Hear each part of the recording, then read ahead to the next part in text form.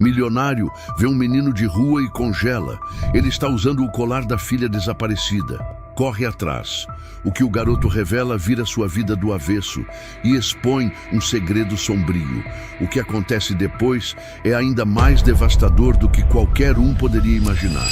Se inscreva em nosso canal para não perder mais histórias emocionantes como esta e deixe o seu curtir no vídeo para continuar assistindo.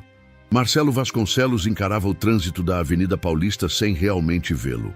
O carro parado no sinal, o ar-condicionado soprando contra um rosto tenso, tudo ao redor parecia suspenso, como se o tempo tivesse perdido o ritmo.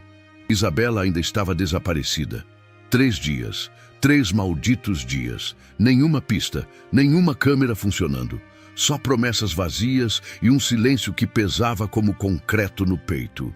Ele apertava o volante com tanta força que os nós dos dedos empalideceram. Até que algo, do lado de fora, quebrou sua bolha de desespero como um estalo no escuro. Um garoto atravessava os carros, vendendo balas com um saquinho plástico sujo pendurado no ombro. Mas não foi isso que fez Marcelo arregalar os olhos. Foi o que pendia do pescoço dele. Um colar de prata com um pingente em forma de borboleta. Não um qualquer. Era o colar que ele mandara fazer especialmente para Isabela no último aniversário. Um modelo exclusivo, artesanal, com uma pequena safira no centro da borboleta. Seu coração parou. Instintivamente, Marcelo abriu a porta do carro e saltou para o meio da avenida. O garoto deu um pulo de susto e correu por entre os carros, ágil como quem já havia fugido a vida inteira. "Espera!" gritou Marcelo. "De onde é esse colar? Onde você conseguiu isso?" Ele correu, não pensou em nada além de alcançar aquele menino. As buzinas explodiam à sua volta. Um motoboy quase o atropelou. Um motorista xingou alto. Marcelo seguiu, atravessando calçadas, desviando de pedestres, até encurralá-lo no vão entre 2 prédios. "Eu não fiz nada, senhor. Eu só achei!" gritou o menino ofegante. "Onde? Onde você achou isso? Esse colar era da minha filha. Ela desapareceu. Você entende? Ela está sumida." Marcelo ofegava, os olhos marejados de desespero. "Por favor, garoto, me fala, me ajuda." O menino hesitou, o rosto encardido, os olhos desconfiados, mas algo no tom daquele homem o tocou. Aquilo não era a voz de um policial ou de um homem bravo, era dor pura, real. "Eu encontrei uma menina. Ela estava caída num galpão ali no Brás. Eu achei que estava morta, mas depois ela abriu o olho. Eu tô cuidando dela. Eu não contei para ninguém. Fiquei com medo." Marcelo sentiu um soco no estômago. O mundo girou. Ele encostou na parede e respirou fundo. "Me leva até ela. Agora." O menino, assustado, mas obediente, assentiu. "Tá, mas é longe. A gente vai a pé mesmo." "Entra no carro." Marcelo puxou o celular, destravou a porta e os 2 seguiram apressados pela calçada, rumo ao carro estacionado em cima da faixa. O trânsito havia se movido. Os motoristas buzinavam atrás, mas ele não ligava. Havia esperança pela primeira vez em 3 dias. E ela vinha do lugar mais improvável possível. Um menino de rua com um colar no pescoço e o destino da sua filha nas mãos. O silêncio dentro do carro era espesso, quase palpável.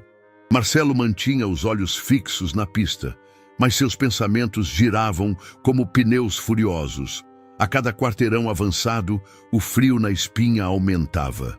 Davi, sentado no banco do passageiro, olhava pela janela com os ombros tensos e os dedos sujos, apertando a barra da bermuda puída. Não trocavam palavra desde que entraram no carro. "Vira ali", disse Davi, quase num sussurro, indicando uma viela. Marcelo obedeceu. As ruas ficavam mais estreitas, os prédios mais deteriorados, os muros cobertos de pichações. Ele reconhecia a região do Brás, mas não aquele lado sombrio e abandonado. Chegaram a um beco entre 2 construções decrépitas. Davi apontou para um portão de metal amassado. "É ali!" Marcelo engatou o freio de mão e saltou antes mesmo de desligar o carro. Davi correu à frente, acostumado a pular os buracos e os entulhos. Empurrou a lateral do portão com esforço, abrindo espaço por onde mal passava um adulto. Marcelo entrou logo atrás. O cheiro foi a primeira coisa que o atingiu. Mofo, ferrugem, urina. O interior do galpão era escuro, atravessado apenas por filetes de luz que entravam pelas telhas quebradas. No chão, espalhavam-se papéis velhos, pedaços de madeira, restos de roupa. E num canto, sobre um colchão de papelões cuidadosamente dispostos, uma figura encolhida. Marcelo congelou. Não precisava chegar mais perto para saber. Era ela. Isabela. A palavra saiu rasgada. Ele se aproximou com passos trêmulos. Ajoelhou-se ao lado dela. A menina estava magra, com os lábios rachados, os olhos semicerrados.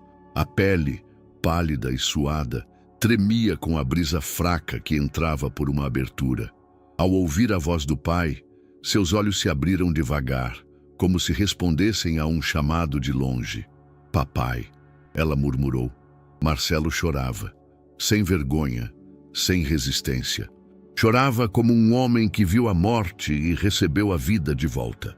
Puxou a filha para o colo com todo o cuidado do mundo, como se temesse que ela se quebrasse.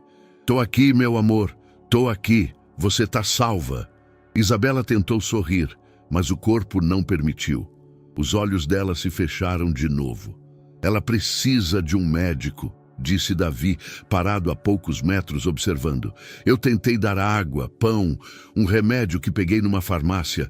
Ela estava melhor ontem." Marcelo o olhou com uma gratidão muda, como se suas palavras não fossem capazes de alcançar o que sentia. Ele se levantou com Isabela nos braços e correu para o carro. Davi hesitou antes de segui-lo, como se não soubesse se tinha mais permissão naquele mundo. No hospital, a correria foi imediata. Marcelo entregou a filha aos enfermeiros, gritando o nome dela, implorando para que cuidassem bem dela. A equipe percebeu a gravidade do caso e agiu rápido. Nenhum documento, nenhuma pergunta. Apenas pressa. Horas depois, já na sala de espera, Marcelo ainda segurava o colar que pendia do pescoço de Isabela. O mesmo que vira com Davi. A mente dele começava a emergir do choque.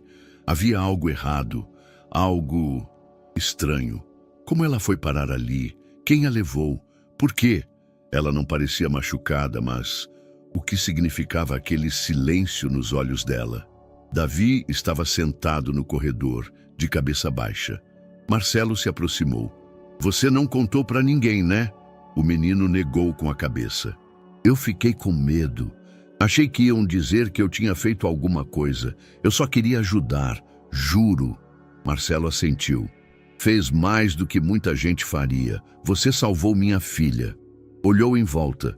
Depois se abaixou para falar mais baixo. "A polícia não sabe que você existe, certo?" "Não. Vamos manter assim por enquanto. Só fica comigo, tá?" Davi olhou para ele como quem tenta decifrar uma língua nova.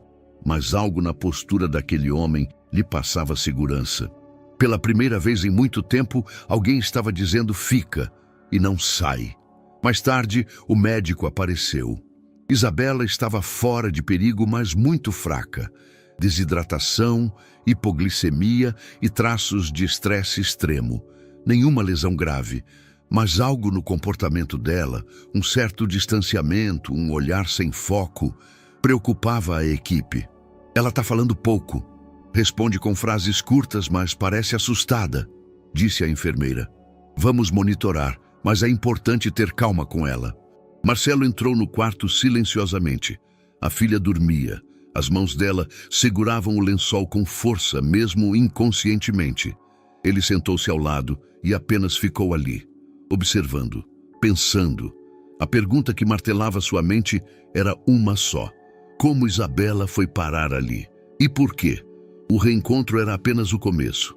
A casa de Marcelo parecia um planeta estranho para Davi. Lustres de vidro, móveis claros, cheiro de limpeza. Nem o piso rangia. O garoto observava tudo com olhos semicerrados, como se esperasse ser enxotado a qualquer momento.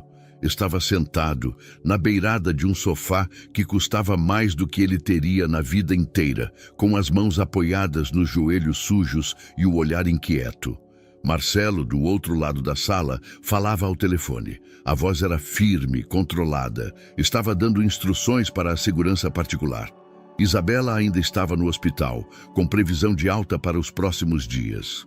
Por hora, ele queria Davi em casa, longe de olhares, perguntas e da polícia. Você vai ficar aqui por uns dias. Tem comida na cozinha. Banheiro ali, ó, apontou. Se quiser tomar banho, pode. Davi assentiu, sem se mover. Marcelo hesitou por um segundo. Não sabia exatamente como lidar com o garoto. Sabia que o que devia fazer era colocá-lo sob a tutela de algum serviço social, mas não conseguia. Era como se houvesse algo invisível o ligando àquele menino. Algo além da gratidão. Talvez a dor compartilhada. Precisa de alguma coisa? Perguntou mais baixo. Davi demorou a responder. Não estou acostumado com nada disso. Eu percebi. Silêncio. Mais tarde, após o banho, Davi saiu do banheiro com o cabelo ainda molhado, usando roupas que Marcelo mandara buscar. Camiseta larga, bermuda e chinelos novos. Caminhou devagar até a cozinha, onde encontrou Marcelo preparando 2 sanduíches. Você tem empregado? Tenho, mas hoje eu quis fazer. O menino se sentou à mesa sem dizer nada. Comeu em silêncio rápido demais. Marcelo percebeu e serviu mais, sem falar nada. Por que não contou para ninguém sobre a Isabela? Porque se alguém descobrisse que eu estava com ela, iam achar que fui eu. Ou iam prender ela em algum lugar. Eu já vi acontecer.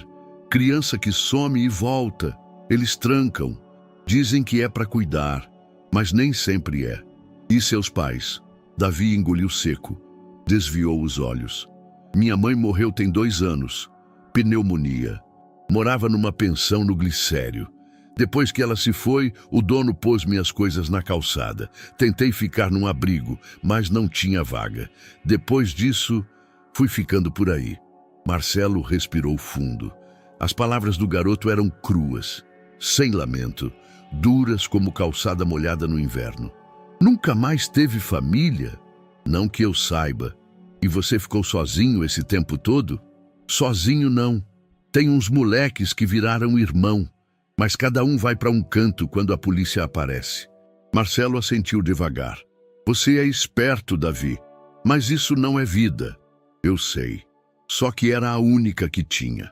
Enquanto isso, do lado de fora daquele refúgio, o mundo começava a reagir. Um plantão jornalístico surgiu nas redes. Filha do empresário Marcelo Vasconcelos é encontrada viva após 3 dias desaparecida. As manchetes pululavam em sites de notícias, fóruns, vídeos no YouTube. O país queria respostas e ninguém sabia ainda da existência de Davi. Marcelo olhou para a televisão, onde rodava uma chamada sensacionalista sobre o retorno milagroso de Isabela. Ele pegou o controle e desligou. Você não pode aparecer por enquanto. Davi franziu a testa. Vão me achar? Talvez. E se acharem, vão fazer perguntas. Você tem ficha? Já fui pego vendendo bala. Uma vez me levaram para o conselho tutelar, mas fugi. Pois então, por sua segurança e pela da Isabela, é melhor ninguém saber que você esteve com ela. Davi engoliu em seco. Havia uma contradição dentro dele. O orgulho por ter salvado a menina e o medo de que tudo virasse contra ele. Você confia em mim? Perguntou Marcelo repentinamente. Davi ergueu os olhos. Acho que sim. Então vamos manter isso só entre a gente, por enquanto. Davi assentiu. Horas depois, Marcelo passou pelo corredor e espiou o quarto de hóspedes. O menino dormia em posição fetal, abraçado a um travesseiro, a respiração calma. Pela primeira vez, talvez, num lugar seguro. Marcelo apagou a luz, fechou a porta com cuidado. O relógio marcava 3 horas da manhã. E ele sabia que o dia seguinte traria mais perguntas. Mas naquela noite havia um fio de paz. Fino, silencioso e inesperado. O portão azul da escola parecia o mesmo de sempre. A fachada limpa, o brasão dourado no topo, o jardim milimetricamente podado. Mas para Marcelo Vasconcelos, nada ali era mais familiar. Desde o desaparecimento de Isabela, Aquela fachada adquirira um peso insuportável. Ele estacionou e desceu com passos firmes. A segurança da escola tentou barrá-lo com gentileza, mas bastou uma frase: "Quero falar com a diretora, agora." Minutos depois, estava sentado na sala da direção, um ambiente decorado com tons neutros e quadros motivacionais. À frente dele, Dona Eunice, diretora há mais de uma década, conhecida pela rigidez cordial. Mas hoje, ela parecia menor, quase desconfortável na própria cadeira. "Senhor Vasconcelos, fico extremamente aliviada com a notícia de que Isabela foi encontrada. Que alívio, meu Deus!" "Sim, um alívio", respondeu Marcelo seco. "Agora quero entender como uma criança desaparece da escola sem ninguém notar." A mulher respirou fundo, cruzou as mãos sobre a mesa. "Veja, estamos cooperando com as autoridades. Entregamos todos os registros disponíveis." "Disponíveis?" Ele cortou. "A senhora quer me dizer que uma escola que cobra 4.000 por mês por aluno não tem todas as câmeras funcionando?" Ela hesitou. "Tivemos um problema técnico naquele dia. Uma queda de energia parcial. Estamos verificando com a empresa de segurança. Coincidentemente, no dia em que minha filha sumiu..." Marcelo não levantou a voz, mas o tom gélido perfurava. "A senhora tem ideia do que está me dizendo? Eu entendo sua dor, Marcelo, mas não entende. Minha filha ficou desaparecida por 3 dias e até agora ninguém me disse quem a viu sair, se alguém a acompanhava ou por que nenhuma das câmeras estava funcionando." A diretora tentou mudar o discurso. "Isabela é uma menina reservada, muito inteligente.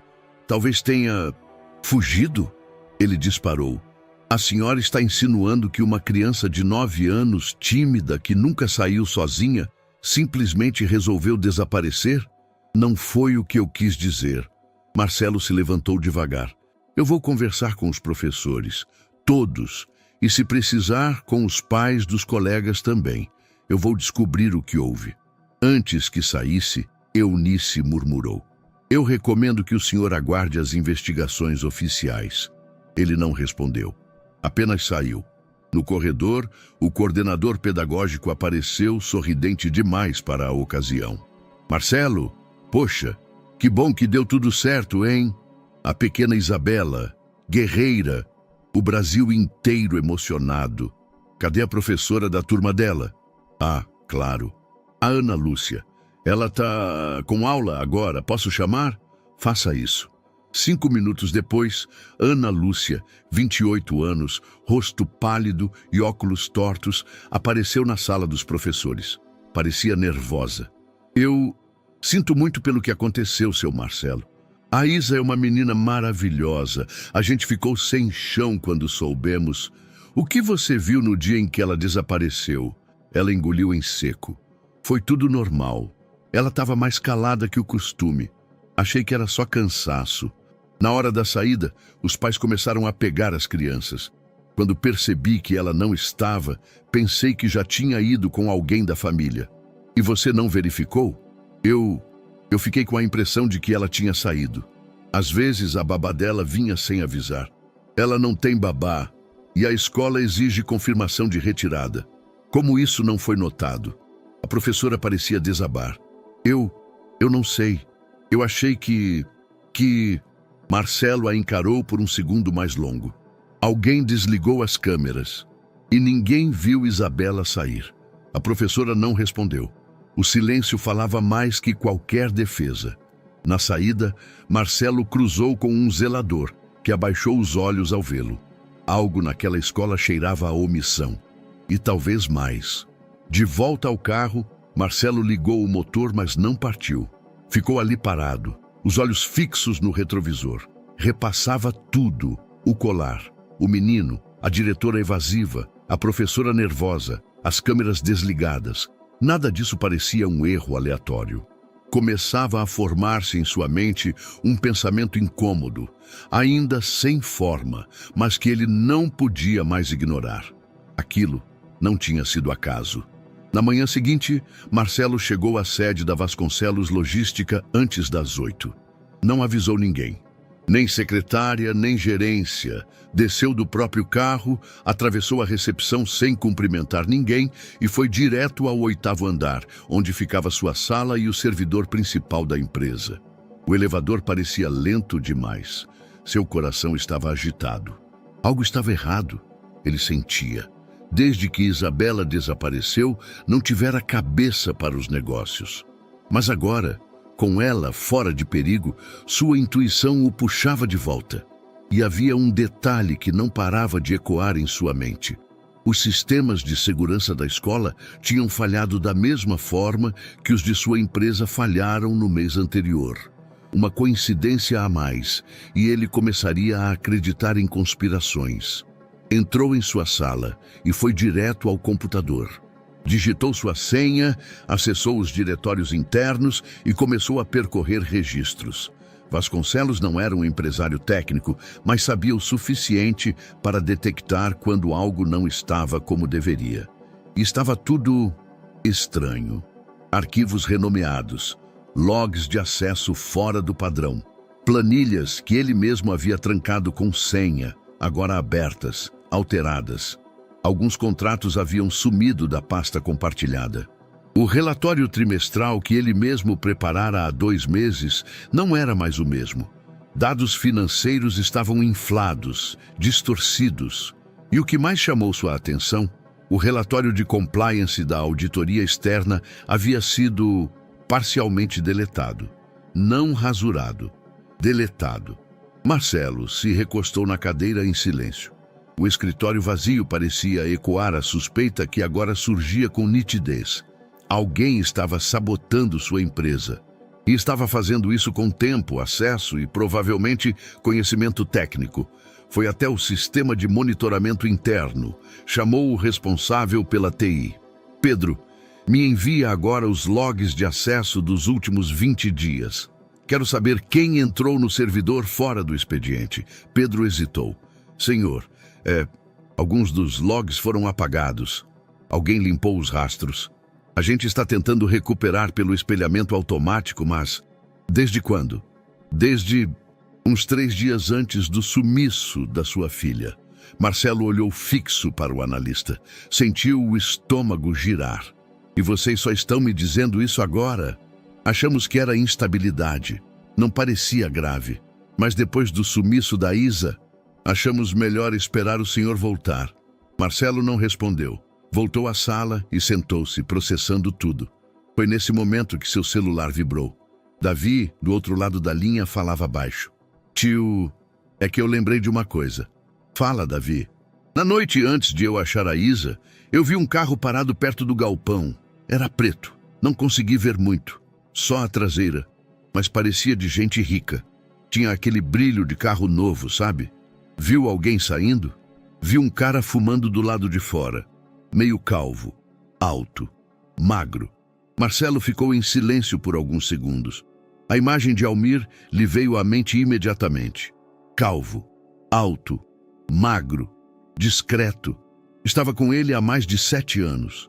Conhecia a rotina da família, os códigos de segurança, os acessos ao prédio, sempre pontual, sempre solícito. E agora, coincidentemente de férias naquela mesma semana. Não, coincidência não. Davi, você conseguiria reconhecer esse cara? Acho que sim. Se eu visse de perto, sim. Marcelo agradeceu e desligou. Levantou-se, atravessou o corredor até o arquivo físico da empresa. Um cômodo trancado, com documentos impressos guardados por exigência legal. Vasculhou as pastas, uma a uma. Foi quando encontrou uma pasta de contratos com grampos abertos, folhas embaralhadas. E no meio, um arquivo rasgado ao meio. A parte inferior desaparecera. A parte superior mostrava uma assinatura falsa. Não havia mais dúvidas. Alguém estava forjando documentos. E começara esse movimento exatamente quando Marcelo estava emocionalmente vulnerável, com a filha desaparecida. O alvo não era só Isabela, era ele.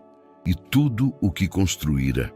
Na manhã em que Almir Almeida foi contratado para trabalhar como motorista particular da família Vasconcelos, vestia seu único terno, um azul marinho gasto nos ombros e ajustado na costureira do bairro. Chegou pontualmente 15 minutos antes do combinado e esperou em silêncio no saguão do prédio. Ele sempre esperava, e sempre em silêncio. Era assim desde a infância, quando aprendeu que falar demais só fazia com que os outros ouvissem o que podiam usar contra você. Criado por uma tia que pouco o olhava nos olhos, Almir cresceu aprendendo a se apagar para sobreviver. Trabalhou como lavador de carros, porteiro, ajudante de almoxarifado. Nunca reclamou, mas dentro dele algo fervia. Inveja. Não da forma gritante e impulsiva. Era uma inveja silenciosa, envernizada, que crescia toda vez que observava a vida dos outros por dentro do vidro, como quem vê um banquete pela vitrine, mas nunca é convidado para sentar. Na Vasconcelos, Almir encontrou o cenário perfeito: luxo discreto, uma rotina rígida, uma família que parecia saída de uma propaganda de plano de saúde. Marcelo, o empresário respeitado. Beatriz, a esposa elegante. Isabela, a menininha sorridente com roupas importadas. O carro do ano, o apartamento com vista panorâmica, a geladeira cheia. Almir sorria, dirigia, carregava malas, escutava conversas pelo retrovisor, respondia com sim, senhor, claro, senhora, e gravava tudo na memória. Anos se passaram. Ele viu a filha do patrão crescer, acompanhou a doença e a morte de Beatriz com olhos frios. Nunca disse uma palavra a mais do que o necessário, mas por dentro sentia. O vazio daquela família não era mais trágico do que o dele, só mais luxuoso. Certa tarde, num dos raros momentos em que Marcelo conversou além do trajeto, perguntou: "E você, Almir, tem família?" "Não, senhor, só eu mesmo. Nunca quis casar? Já tive alguém, mas não deu certo." "A vida não é para todos igual, né?" Marcelo riu, simpático, sem notar a ponta de acidez na resposta. A partir dali, Almir passou a notar os detalhes que ninguém via. A senha de entrada do prédio, o horário em que Marcelo acessava a conta bancária, os arquivos que carregava no tablet, as conversas que atendia no viva voz. Começou a guardar informações, fazer anotações disfarçadas no bloco do celular, observar reuniões por reflexo no espelho retrovisor e, com o tempo, construiu um plano. Discreto, lento e preciso. Sabia que Marcelo era metódico, mas emocionalmente vulnerável. Sabia que a dor pela esposa ainda o perseguia. Sabia que Isabela era seu ponto fraco, o que restava de sua humanidade. E sabia que na estrutura da empresa havia brechas, pessoas frustradas, funcionários que se sentiam invisíveis. Começou a se aproximar deles. Um segurança de confiança mal remunerado, uma recepcionista com raiva do RH, um estagiário da TI que odiava o chefe direto. Almir não oferecia dinheiro, oferecia escuta, empatia e a ideia de que mereciam mais. "Marcelo não vê ninguém além dele", dizia casualmente. "Vocês acham que vão crescer aqui? Esqueçam. Mas há outras formas de conseguir o que a gente merece." Pouco a pouco, plantou sementes e esperou. Quando Isabela desapareceu, ele já tinha tudo preparado.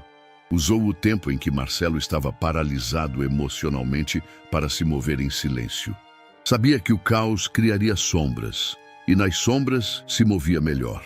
Naquela semana, Almir estava oficialmente de férias, fora da cidade, sem rastros, mas muito ativo. Na casa modesta onde morava sozinho, mantinha um notebook antigo com acesso remoto à rede da Vasconcelos. Um celular secundário, usado apenas para conversas com seus contatos internos. E um caderno onde rabiscava à caneta os próximos passos. Fase 1. Isabela fora do caminho. Fase 2. Reputação de Marcelo em dúvida. Fase 3. Infiltrar prova de corrupção. Fase 4. Exposição pública. Ele rabiscava tudo com calma, com carinho, como quem escreve uma carta de amor ao próprio ressentimento. Porque para Almir, aquilo não era apenas um plano, era justiça. Marcelo tinha tudo, e ele nada. Era hora de equilibrar as coisas. O escritório de Marcelo estava silencioso demais para uma quinta-feira. Lá fora, os ruídos do prédio continuavam normais. Telefone tocando, passos apressados, a conversa abafada entre estagiários. Mas ali dentro, o ar parecia mais denso. Marcelo estava diante da tela do computador, percorrendo relatórios e planilhas com uma inquietação que não sabia nomear. Algo não batia. Havia arquivos duplicados, pastas reorganizadas, números que pareciam errados. Começou a abrir documento por documento até que parou em 3 contratos. Os mesmos que assinara há 2 meses com fornecedores estratégicos. Os dados estavam alterados. Datas de emissão modificadas, cláusulas com prazos irrealistas e, o que mais o fez estremecer, valores muito acima dos acordados. Ele franziu a testa. Sua assinatura estava ali, era igual, mas algo no traço estava ligeiramente fora de lugar. Um S mais curvo, o M mais rígido do que o normal.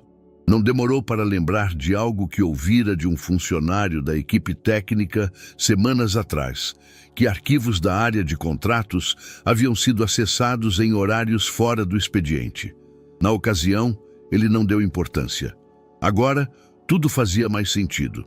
Marcelo levantou-se de imediato e foi até a sala do setor, que cuidava da rede interna da empresa. Não fez alarde. Pediu, de forma discreta, que verificassem quem tinha acessado aquelas pastas nas últimas semanas. Horas depois, recebeu a resposta. Os acessos estavam todos vinculados ao login dele. Marcelo ficou em silêncio por um momento. Aquilo só podia significar uma coisa. Alguém estava se passando por ele, usando suas credenciais e operando dentro do sistema da empresa com a liberdade de um executivo. Alguém infiltrado, com conhecimento e com um plano. A noite mal tinha começado quando começaram a surgir mensagens no celular. Um site especializado em notícias corporativas havia publicado uma reportagem exclusiva, levantando suspeitas sobre fraudes dentro da Vasconcelos Logística. A matéria era sutilmente venenosa, construída com termos técnicos e um tom de preocupação pública, como se o portal estivesse prestando um serviço de alerta à sociedade. No centro da história, Marcelo Vasconcelos. As redes sociais não tardaram em reagir. Começaram a circular comentários, teorias e questionamentos. No Twitter, hashtags como Marcelo Vasconcelos e corrupção logística ganharam força. No Instagram, montagens de fotos suas com frases irônicas começaram a pipocar. Até um vídeo antigo com Isabela no colo foi resgatado por um perfil sensacionalista, com a legenda insinuando 2 máscaras, 2 mundos. Era um ataque em larga escala, calculado e impiedoso. Marcelo apagou a tela. Ficou olhando para o reflexo do próprio rosto escurecido no vidro da janela. Os olhos fundos, a barba por fazer, os ombros curvados, tudo nele gritava cansaço, mas havia algo além da exaustão, indignação e sede de resposta. De volta para casa, encontrou Davi assistindo televisão. O garoto desligou o aparelho ao vê-lo entrar. "Tão falando de você agora, né?" "Vi", respondeu Marcelo, sem rodeios. "Dizem que você roubou sua própria empresa." Marcelo soltou um riso seco, sem humor. "Estão tentando fazer parecer isso, sim." Davi o encarou.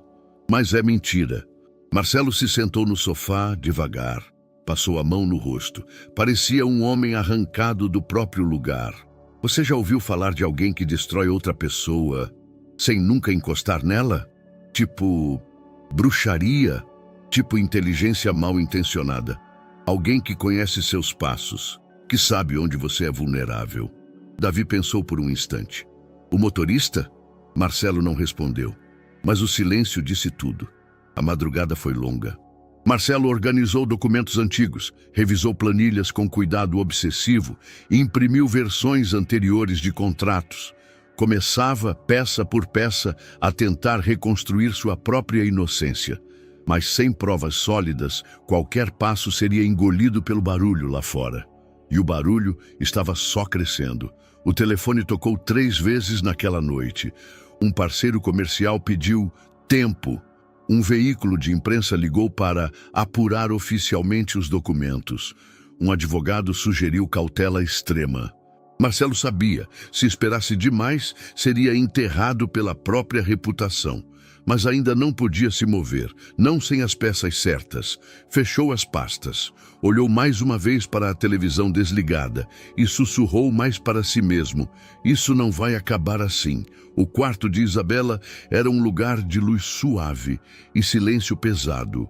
As paredes cor-de-rosa com desenhos antigos de unicórnios contrastavam com a expressão séria da menina, sentada na cama, abraçada a um travesseiro. Havia algo diferente nela. Estava mais madura, mas não do jeito natural. Era como se tivesse sido empurrada para a frente bruscamente. Marcelo se sentou ao lado da filha com cuidado. Não queria pressioná-la, mas sabia que não podia esperar para sempre. Já fazia 4 dias que ela havia voltado para casa. "Filha", disse ele com voz baixa, "você se lembra de alguma coisa daquele dia?" Isabela olhou para ele sem responder. Seus olhos estavam secos, mas havia um peso por trás deles. Como se uma parte dela tivesse ficado presa no lugar onde estivera. "Eu lembro de sair da sala. As outras crianças já tinham ido embora. E depois?" Ela hesitou. "Eu fui até o portão. A moça da portaria falou que meu pai já tinha chegado. Disse para eu ir rápido, que ia chover." Marcelo franziu a testa. "Mas eu não tinha chegado. Nunca pedi para liberarem você." Isabela fez que sim com a cabeça. "Eu sei, mas ela disse que o carro estava lá. E era o mesmo carro, preto, com vidro escuro." Marcelo respirou fundo. Sentiu um arrepio nos braços. "E quem abriu a porta para você?" "Um homem." "Você viu o rosto dele?" Ela abaixou os olhos. "Mais ou menos. Ele usava um boné e óculos escuros e luvas." Marcelo tentou manter a calma. Não podia parecer desesperado. Queria que ela continuasse. "Ele falou alguma coisa?" "Disse para eu ficar quieta, que você estava me esperando num lugar, que eu não podia usar o celular. Depois me deu um suco e eu dormi." Marcelo sentiu um nó na garganta. Aquilo era mais grave do que esperava. Ela havia sido drogada. "Você lembra de onde ele te levou?" Era um lugar escuro. Cheirava estranho. Tinha barulho de água pingando. Eu fiquei deitada muito tempo. Acordava e dormia. E um dia eu vi o Davi. Ele me deu água. Marcelo segurou a mão da filha. "Você foi muito corajosa." Isabela assentiu devagar, mas seu olhar continuava longe. Enquanto isso, do outro lado da casa, Davi sentia uma inquietação diferente. Desde que vira Marcelo cada vez mais tenso e ouvira as histórias sobre contratos e documentos falsos, passou a prestar mais atenção nos arredores. A casa onde estavam era segura, mas a cidade, não. Num fim de tarde, decidiu sair. Disse que precisava dar uma volta, e Marcelo, hesitante, deixou, desde que levasse o celular novo que ele havia comprado e que não se afastasse muito. Davi caminhou por algumas quadras até chegar numa pequena galeria comercial. Ali, entre uma papelaria e uma lanchonete, havia um espaço com placas de acesso à internet e 5 a hora. Não era um cybercafé, mas um desses novos coworkings populares, onde jovens da periferia acessavam Wi-Fi barato em máquinas compartilhadas. Ele entrou, sentou-se discretamente em um dos computadores e começou a navegar. Não sabia exatamente o que procurava. Talvez fotos de Almir, talvez qualquer coisa estranha. Digitou o nome da empresa de Marcelo num site de buscas. Rolou por páginas e fóruns, e então viu um comentário perdido num grupo de mensagens públicas feito por um perfil falso. "O golpe no Vasconcelos vai além dos contratos. O motorista sabe mais do que parece." O nome do perfil era aleatório, mas a frase mexeu com ele. Davi clicou e descobriu que aquele usuário havia deixado outro comentário em outro post dias antes. As pessoas deviam prestar atenção nos que sempre estão por perto e nunca são notados. Arrepios. Voltou correndo para casa. O coração disparado. Marcelo estava na cozinha. Preciso te mostrar uma coisa, disse Davi, puxando o celular. Acho que tem gente falando sobre ele. Marcelo leu os prints que Davi tirara. Leu em silêncio. Isso não é qualquer coisa. É alguém mandando recado. E eu vi o carro. Lembra? O que estava parado perto do galpão. Ele parecia com o do Almir.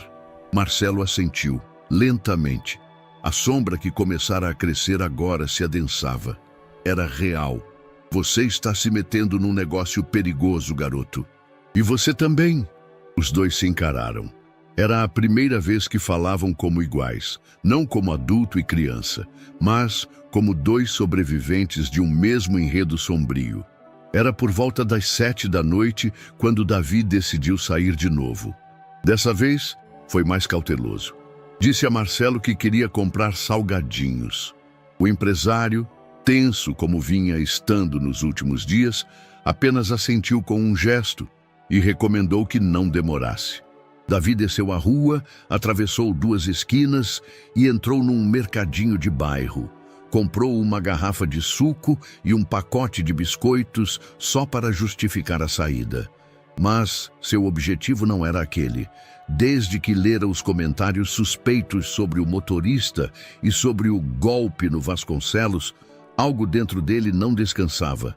Era como se o instinto, o mesmo que o mantivera vivo nas ruas, o empurrasse para um lugar onde as peças começavam a se encaixar. O que ele não sabia era que aquela noite traria mais do que pistas. Já do lado de fora do mercado, ao dobrar a esquina de volta para casa, Davi ouviu um assobio curto. Ele parou. Tá espertinho, hein, garoto? A voz veio da calçada oposta, nas sombras. Um homem magro, de estatura média, usava boné e roupas escuras. A luz do poste iluminava de leve seu rosto. Davi o reconheceu na hora. Aquele era o homem do carro, o homem do galpão, o homem das sombras. Era Almir. Não corre, disse o motorista, cruzando a rua devagar.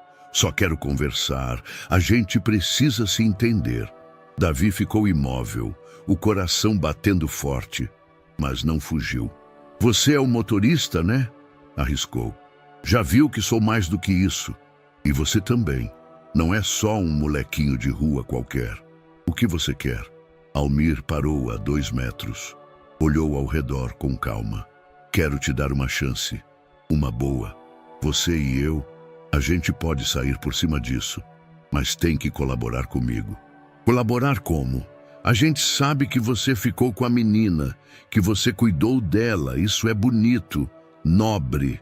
Mas você não contou tudo, né? Se eu quiser, posso dizer que foi você quem levou ela, que você forjou tudo.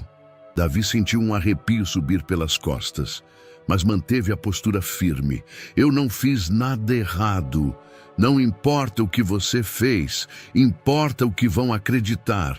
E se você não quiser que tudo vire contra você, é melhor pensar bem antes de bancar o herói. Silêncio. Davi levou a mão ao bolso de forma sutil. No celular, o aplicativo de gravação já estava rodando. Ele não sabia se aquilo daria certo, mas precisava tentar. E se eu ajudar? O que você ganha com isso? Almir sorriu estreito. Limpo o seu nome. Te dou uma boa grana. Te levo para longe desse circo. Você já viveu nas ruas, sabe como é. Mas eu posso te dar outro tipo de vida. E o Marcelo? Marcelo vai cair. Não tem jeito. Ele cavou a própria cova. Só tô dando o empurrão. Mas ele é inocente. Inocente é quem não tem poder, garoto. Marcelo tem, então paga o preço. Davi disfarçou a raiva com um movimento de cabeça. Fingiu considerar. E o que eu tenho que fazer? Só confirmar o que vão perguntar. Dizer que viu Marcelo envolvido em coisa errada, que ouviu ele falando disso perto da filha, que ele pagou para você sumir com ela. E se eu não fizer isso? Almir aproximou-se um passo. Os olhos mudaram de tom. Aí eu te enterro com ele. Davi recuou meio passo. O gesto foi mínimo, mas o suficiente para Almir perceber. Pensa bem, tua chance está aqui. Essa gente rica só te usa. Eu tô te oferecendo poder. Tá, eu vou pensar, disse Davi sem emoção. Melhor do que isso, pensa rápido. Me encontra amanhã, aqui mesmo, 7h30. Se não vier, já sei a resposta. E desapareceu na escuridão. Davi ficou ali parado por alguns segundos. A gravação ainda rodando no bolso, os dedos tremendo, o suor frio escorrendo pela nuca. Voltou para casa devagar, tentando não chamar a atenção.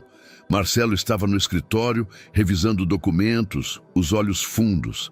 "E aí, tudo bem?" perguntou sem levantar o rosto. Davi assentiu. Quis contar na hora, mas sabia que precisava ter tudo organizado. Mostrar provas, mostrar o áudio, ser estratégico.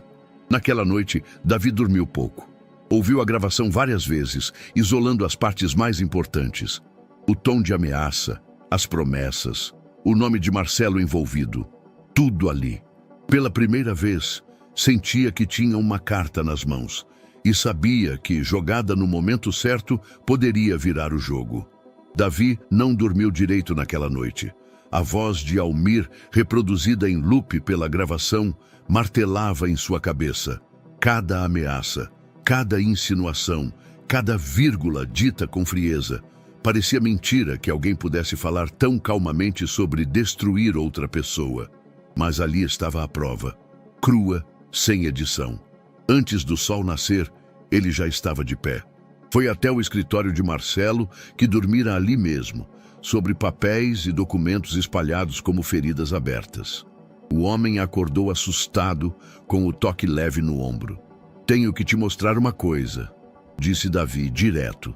Marcelo esfregou os olhos, confuso, até que viu o celular na mão do garoto. Davi abriu o arquivo de áudio e deu play. O som preenchia o espaço aos poucos. Primeiro o assobio de Almir, depois a abordagem venenosa. "Tá espertinho, hein, garoto? Se eu quiser, posso dizer que foi você quem levou ela. Marcelo vai cair, só tô dando o empurrão. Essa gente rica só te usa." A voz era clara, o conteúdo explosivo. Marcelo se levantou devagar, encostou na mesa. Respirava fundo, como quem lutava para manter o controle.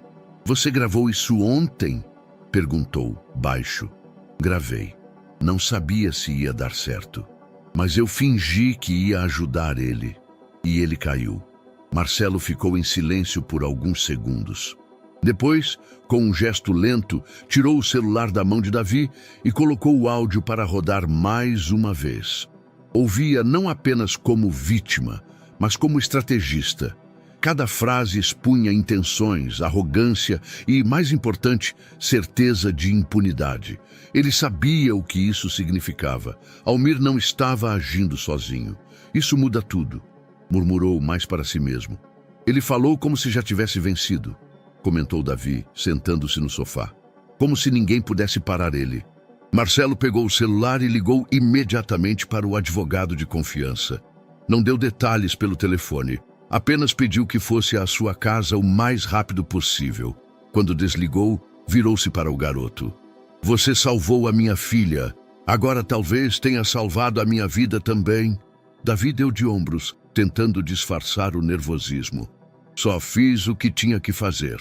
Naquela manhã, os três, Marcelo, Davi e o advogado, sentaram-se para ouvir o áudio juntos, agora com ouvidos técnicos e olhos jurídicos. O advogado fez anotações, pediu uma cópia e avisou que seria possível usar aquilo, sim, mas que antes precisariam traçar uma estratégia sólida. Ainda era uma gravação feita sem consentimento. Legal, sim, mas frágil, se mal usada. "Isso aqui é pólvora", disse o advogado. "E se for solta antes da hora, explode no colo errado." Marcelo passou a tarde tentando entender onde e como o sistema havia sido invadido. Sabia que não era apenas um golpe de vaidade. Aquilo exigia acesso real, alguém infiltrado. Foi então que começou a cruzar horários. Planilhas abertas em horários incomuns, arquivos renomeados na madrugada, relatórios que apareceram alterados logo após acessos que não deveriam acontecer. E o nome de Raul Gianetti, seu diretor de contratos, apareceu mais de uma vez. Marcelo sentiu o coração acelerar. Raul trabalhava na empresa há 5 anos. Era o tipo que não chama a atenção, nem pelo bom desempenho, nem por falhas gritantes. Um burocrata de fala mansa e gestos comedidos. Sempre, contudo, sob controle. Pedro, chamou Marcelo, referindo-se ao funcionário da área técnica de segurança digital. Preciso que você verifique se houve movimentação de arquivos a partir da máquina do Raul. Transferência para pendrives, envio de e-mails externos, qualquer coisa. Pedro, embora hesitante, entendeu o recado. Horas depois, voltou com a confirmação. 3 arquivos foram transferidos via USB a partir da máquina dele, nos mesmos dias em que os contratos foram adulterados. Marcelo cerrou os punhos. A raiva fervia por trás do rosto contido. É ele. Mas a fúria cedeu espaço à prudência. Ainda não bastava saber, era preciso provar. Então, naquele fim de tarde, marcou um encontro informal com Raul, dentro da própria empresa. Nada de sala de reunião, nada de aviso prévio. Chamou o diretor à sua sala, sozinho. Raul, disse Marcelo, mantendo a voz baixa. Preciso conversar sobre os contratos que passaram por sua área nos últimos 2 meses. Encontrei discrepâncias. E os acessos noturnos que você fez, precisa me explicar isso. Raul, sentado à frente, não demonstrou surpresa, nem culpa. Apenas ajeitou os óculos no rosto e respondeu com uma calma ensaiada. Houve uma notificação de inconsistência. Eu quis verificar por conta própria, antes de gerar pânico. Tive acesso a alguns dados, admito, mas não os alterei. Estava tentando evitar retrabalho. Achei que seria discreto, só isso. E as cópias em pendrive? Raul hesitou por um segundo. Apenas um, mas foi o suficiente. Eu queria revisar com calma. Em casa. Não achei que teria problema. Marcelo encostou-se na cadeira. Não disse mais nada. Apenas observou. Sabia que o silêncio, às vezes, falava mais do que o confronto direto. Quando Raul saiu da sala, já não havia mais dúvida. Ele era cúmplice de Almir. Mas o que mais doía em Marcelo não era a traição em si. Era o fato de que isso vinha de dentro. Um homem que ele cumprimentava todos os dias, que estivera presente no velório da esposa, que conhecia Isabela pelo nome. Cercado. Era assim que ele se sentia. Voltou para casa naquela noite com os olhos fundos e a alma pesada. Davi o esperava acordado. Há alguma novidade? Sim, disse Marcelo, jogando a chave sobre a mesa. Agora eu sei quem abriu a porta por dentro. As manchetes chegaram como um soco no estômago. A primeira apareceu no rodapé de um telejornal noturno. Vazamento aponta envolvimento direto de Marcelo Vasconcelos em esquema de fraude empresarial. Marcelo viu sentado no sofá, ao lado de Davi, com a TV ligada no volume baixo.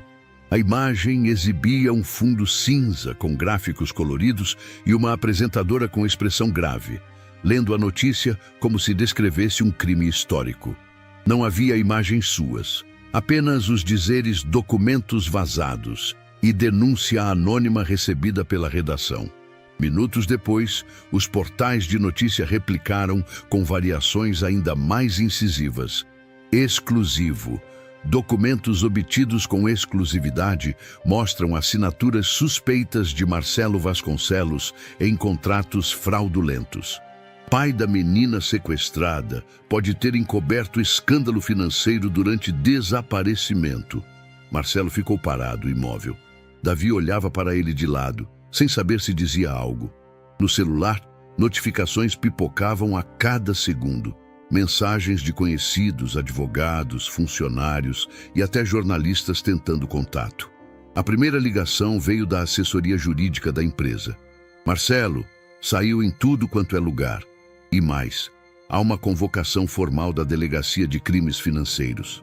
Você foi intimado. Tem que comparecer em até 72 horas. Ele não respondeu de imediato. Levantou-se devagar, caminhou até a varanda do apartamento e encarou a cidade. Estava sendo destruído em praça pública. Primeiro, a dor pessoal, depois a desconfiança interna, agora a humilhação exposta. Davi desligou a TV. Eles estão caindo na armadilha dele, disse o garoto quase num sussurro. Marcelo voltou para dentro. Eles querem acreditar nisso. É mais fácil acusar quem tem do que entender o que está por trás. Naquela noite, Isabela teve o primeiro pesadelo desde que voltara para casa. Acordou gritando, suando frio, os olhos arregalados. Ele estava aqui. Ele entrou no meu quarto. Marcelo correu para consolá-la, segurando-a contra o peito. A respiração dela era curta, desesperada. Tremia. Murmurava coisas desconexas sobre um homem no escuro, sobre suco amargo, sobre uma porta trancada. Tá tudo bem agora, meu amor. Foi só um sonho. Você tá segura. Eu tô aqui. Mas não era só um sonho. Era memória. No dia seguinte, Marcelo compareceu à delegacia. A sala de espera estava cheia de repórteres. Ele chegou acompanhado por 2 advogados. A imprensa não perdoou. Flashes, perguntas agressivas, microfones quase tocando o rosto. O senhor confirma sua assinatura nos documentos? Usou o desaparecimento da filha como cortina de fumaça? Como responde às acusações da auditoria? Ele não respondeu. Caminhou em silêncio até ser atendido. Lá dentro, a delegada responsável apresentou os documentos, os mesmos que ele já havia analisado. As assinaturas falsas, os valores inflacionados, os arquivos adulterados. O senhor nega envolvimento? Completamente, disse Marcelo firme. Esses documentos foram manipulados.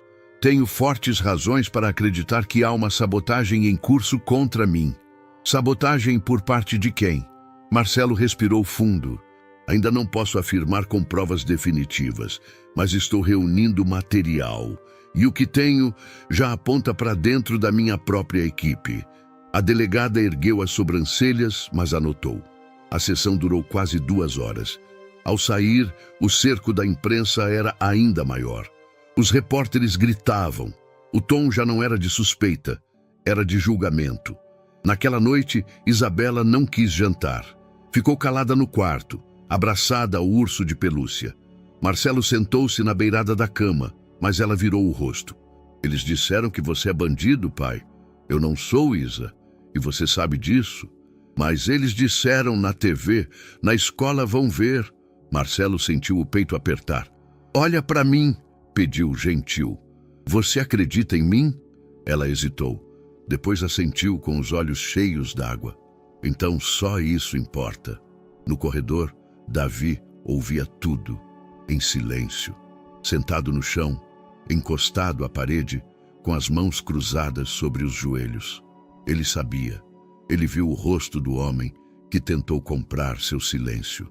Ele sabia quem era Almir. Sabia que Raul era cúmplice e sabia que Marcelo estava sendo esmagado. Era um menino de rua, mas naquele momento era o único elo real entre a verdade e a ruína. E ele sabia que logo teria que agir. Não mais como garoto escondido nas sombras, mas como peça-chave, num jogo onde ninguém mais parecia jogar limpo. Era uma tarde abafada em São Paulo.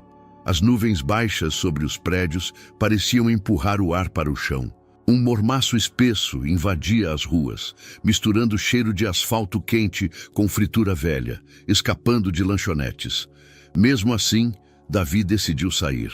Disse a Marcelo que ia até a padaria da esquina comprar suco e pão de queijo. Marcelo assentiu com um sorriso cansado, os olhos ainda vermelhos pelas noites mal dormidas e pela pressão crescente. Nem percebeu o nervosismo discreto de Davi, a tensão nos ombros, o jeito de não olhar diretamente nos olhos. Mas Davi não ia para a padaria. Seguiu pelas ruas do bairro com passos firmes, olhos atentos aos retrovisores dos carros estacionados e a cada janela aberta. Desde que lera aquele comentário nas redes, o garoto sabe, se não agirem logo, tudo desmorona. Sabia que não podia mais confiar apenas em esperar. Seu plano era simples: voltar ao espaço público com computadores, onde já havia acessado fóruns anteriormente, e cavar mais fundo. Precisava saber se alguém além dele estava vigiando, escrevendo, tramando. E mais do que isso, entender se ele ainda podia circular pela cidade sem se tornar alvo. Ao entrar na galeria, o cheiro de poeira misturado com ar-condicionado vencido trouxe de volta memórias antigas. Anos antes, ele já entrara ali para usar banheiro, esconder-se da chuva ou simplesmente escapar da rua por algumas horas. Agora estava ali como outra coisa, um garoto com informações que podiam derrubar um homem poderoso. Escolheu um computador no fundo, mais afastado das câmeras. Ligou o navegador, abriu a aba anônima, vasculhou fóruns, tópicos antigos, grupos codificados. Encontrou um comentário novo, assinatura anônima, IP mascarado, mas o conteúdo era direto como um tiro. O menino está por perto. Foi visto. Aguarde sinal. Ele gravou. Davi sentiu um frio no estômago. Desligou a tela, levantou-se devagar. Saiu da galeria sem olhar para trás. O ar da rua o atingiu como uma bofetada. O som dos carros parecia mais alto. O barulho das rodas nos trilhos do metrô soava como um aviso. E então ele viu a van preta, estacionada do outro lado da rua, quase invisível entre as sombras de uma árvore. Era a mesma que já passara 2 vezes perto de casa. Motor ligado, vidros escuros. Mas naquele instante, um rosto apareceu no banco do passageiro. Almir. Davi não pensou. Correu. Atravessou a rua no vermelho, ignorando os carros que buzinavam. Entrou num beco lateral. A sola do tênis escorregou no chão molhado, mas não caiu. Ouviu o som da porta da van batendo com força atrás de si. 2 pares de passos. Um deles pesava mais que o outro. O outro era silencioso como um ladrão profissional. Ele conhecia aquela cadência. Dobrou uma esquina estreita, entrou nos fundos de uma oficina mecânica, passou correndo entre pneus empilhados, saiu pelo outro lado. Mas a cidade parecia menor. Almir conhecia o caminho. A perseguição ganhou tons de pesadelo. Cada esquina parecia levá-lo de volta a um ponto que já conhecia. Davi saltou sobre uma lixeira, cortou caminho por uma viela, caiu num quintal de lavanderia, saiu chutando sacos de roupa suja. As mãos tremiam, o peito doía. Ainda correndo, puxou o celular. Ligou para Marcelo, chamou de novo. Davi! A voz veio carregada de estática. Ele está aqui, o Almir. Tentou me pegar. Eu estou em algum lugar no Brás, perto de uma borracharia. Rua Miguel Conejo. Estou me escondendo. Silêncio. Fica aí. Tranca o celular no silencioso. Eu estou saindo agora. Davi desligou. Se encolheu atrás de uma caçamba de entulho, com o cheiro ácido do lixo queimado invadindo o nariz. Respirava devagar.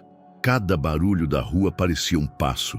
Cada sombra, uma ameaça. E então, os passos chegaram. Primeiro lentos, depois mais próximos. A voz de Almir, baixa, cruel, como se cantasse. Davi, tá brincando de esconde-esconde comigo? O garoto apertou os olhos. As mãos contra a boca para não soltar nenhum som. Almir parou. Silêncio absoluto, até que um barulho distante, sirenes, buzinas, algo próximo, fez os passos recuarem. Davi esperou mais 5 minutos antes de sair do esconderijo.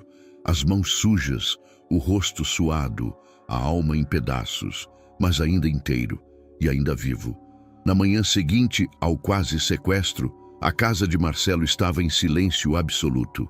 Nenhum noticiário ligado, nenhuma notificação sendo checada. Apenas a respiração pesada de 2 corpos exaustos, um sentado na poltrona, o outro recostado num travesseiro improvisado no chão do escritório. Marcelo e Davi estavam ali, cercados por mapas, rabiscos em folha sulfite e um único plano: virar o jogo. Davi já havia contado tudo: o trajeto, os rostos, a voz de Almir no beco. Ele não exagerava, não precisava. Os arranhões no braço, a lama nos joelhos e a voz embargada bastavam para tornar tudo real. Se ele quase me pegou ontem, ele vai tentar de novo, disse Davi. E se a gente deixar ele achar que conseguiu? Marcelo olhou para o menino.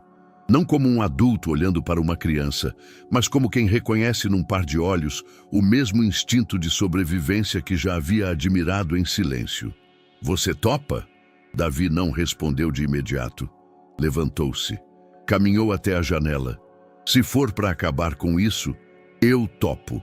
Mas a gente tem que fazer direito. Foi aí que o plano começou a nascer. Usariam uma câmera discreta.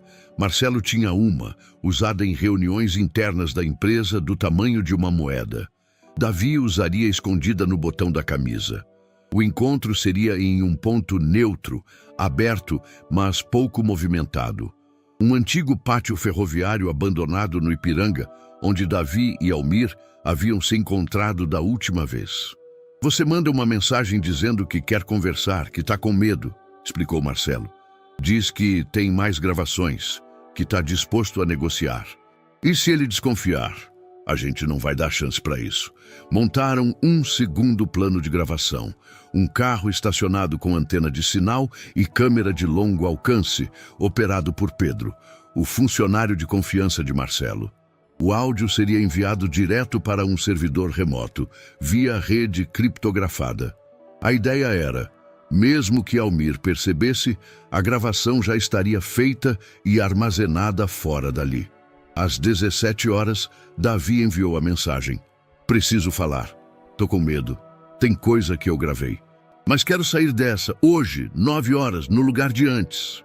Demorou 7 minutos para receber resposta. Vou sozinho, sem celular, sem surpresa. Marcelo mordeu o lábio. Almir era esperto, muito. Às 8h45, Davi já estava posicionado. Câmera no botão. Gravador ligado. Pedro monitorando de dentro do carro a 2 quarteirões. Marcelo aguardava num prédio comercial, com vista para o terreno, junto ao advogado e um oficial de cartório convocado para validar a prova. Às 9 horas, Almir chegou. Caminhava devagar, as mãos nos bolsos. Roupas comuns. Nenhuma mochila, nenhum capuz. Mas os olhos vasculhavam tudo. Achei que você não vinha, disse Davi tentando parecer tenso. E achei que você fosse mais esperto. Davi engoliu seco. Eu tenho mais coisa. A gravação de outro dia não é a única. E tem mais gente que ouviu. Ah, é? Almir se aproximou. Estava a menos de 2 metros. Sabe o que me impressiona em você, Davi? Disse ele, voz baixa. Você cresceu na rua. Viu coisa que ninguém devia ver. E ainda assim acredita que pode confiar em alguém. Eu não confio em ninguém, respondeu Davi direto. Então por que marcou isso aqui? Porque eu cansei. E se alguém tem que se ferrar nessa história, que seja você. Almir sorriu. Eu não vou cair, garoto. Eu criei esse plano. Fui eu quem apagou os rastros. Eu que entrei nos sistemas, que derrubei os contratos certos. Raul era só uma peça. E você? Você era uma criança de rua. Um acidente que agora está virando problema. Silêncio. Acha que pode me derrubar com uma conversa no escuro? Do outro lado da linha, Marcelo sussurrou. Continua, só mais um pouco. Davi deu um passo para trás. Eu já te derrubei. Isso aqui tudo está sendo gravado. Tudo. Você acabou de confessar. Almir parou. Por um segundo, nada. Então ele sorriu. Ah, garoto, você é bom, mas não bom o bastante. No instante seguinte, algo estalou no fone de Pedro. Interferência. A imagem piscou. A transmissão caiu. Marcelo arregalou os olhos. Pedro, o sinal caiu. Alguém está bloqueando. Derrubaram o link. O que está sendo gravado ali ainda funciona? Localmente, sim, mas não está subindo para o servidor. No pátio, Almir percebeu. Ouviu a estática num ponto escondido atrás de uma parede de tijolo. Correu até Davi, empurrou-o com força. O garoto caiu de costas, o celular voando longe. Almir desapareceu na escuridão antes que qualquer um pudesse reagir. Marcelo desceu correndo. Chegou ao local minutos depois. Davi, atordoado, mas consciente, ainda segurava o botão da camisa arrancado com a câmera presa. Pedro recolheu o dispositivo. A gravação está aqui, mas não conseguimos enviar ao vivo. Marcelo olhou ao redor. A cidade parecia suspensa. Ele havia quase vencido, mas quase não era o suficiente. Almir tinha fugido e agora sabia exatamente com o que estavam lidando. Almir desapareceu como fumaça em noite de chuva. Desde o fracasso da cilada no pátio ferroviário, ninguém mais o viu. Nem uma sombra, um passo em falso, uma conta acessada. Parecia saber exatamente o que apagar e para onde fugir. A verdade é que ele nunca confiou em sorte, apenas em controle. E agora, escondido num velho flat nos arredores da Muca, passava os dias em silêncio, com as cortinas fechadas e um laptop antigo sobre a mesa improvisada. A internet vinha do vizinho de porta, acessada por uma conexão que ele mesmo havia quebrado o bloqueio tempos atrás. Na tela, trocava mensagens cifradas com um contato ainda dentro da empresa. Alguém que devia lealdade a ele por medo, não por amizade. Você ainda tem acesso aos arquivos da folha de pagamento? A resposta veio hesitante. Tenho, mas tudo agora está mais vigiado. Então seja rápido. Um erro e eles vão achar você. Almir sabia que o tempo corria contra ele. E por isso mesmo pressionava. Ainda tinha fios dentro da empresa. Pessoas que só queriam manter o próprio nome fora da lama. Mas essas alianças eram frágeis. O menor deslize e tudo viraria contra ele. Enquanto isso, Marcelo tentava manter a calma diante do caos. Isabela voltara a dormir com a luz acesa. Já não fazia perguntas sobre o pai na televisão. Apenas observava, como quem já entendeu que o mundo adulto pode ser injusto demais para a lógica de uma criança. E Davi se tornava mais presente, mais ativo, mais necessário. Foi ele quem trouxe a solução. Eu conheço um garoto, um amigo antigo. Se alguém pode pegar esse desgraçado, é ele. Marcelo ergueu os olhos cansado, mas curioso. Alguém confiável, mais do que parece. Dormia na rua comigo, mas mexia com o computador como ninguém. Ele conseguia acessar câmeras de rua, saber coisas antes dos outros. Era esperto, mas vivia se escondendo. Hoje está num lugar meio fixo. Eu sei onde encontrar. Marcelo hesitou. Davi, isso pode ser perigoso. Mais perigoso que ficar esperando enquanto esse cara arma outra. O argumento bateu fundo. No dia seguinte, foram juntos até uma antiga escola ocupada no Bexiga. Marcelo esperou no carro. Davi entrou e subiu 2 andares até uma sala com janelas tapadas por cobertores. Lá, entre cabos, mochilas rasgadas e peças de celular desmontadas, estava Cauê. Magro, atento, olhos escuros como poço. Nem levantou a cabeça quando Davi apareceu. Apenas disse: "Quanto vale essa visita?" "Não é dinheiro, é acerto de contas." Cauê ergueu uma sobrancelha. "Vai." Davi contou tudo. Marcelo, Almir, as gravações, a fuga. Disse que precisavam interceptar qualquer tentativa do Almir de acessar arquivos da empresa. E precisavam fazer isso sem que ele notasse. Cauê ouviu tudo em silêncio. Só interrompeu uma vez. Ele usava o mesmo tipo de rede que passava por filtros antigos? Ouviu alguém mencionar isso? Acho que sim. Os acessos que Marcelo encontrou eram meio escondidos. Cauê assentiu. Se ele for burro o bastante para tentar de novo, eu pego. Mas vou precisar de um computador seu, aberto, conectado, com uma tela só para isso.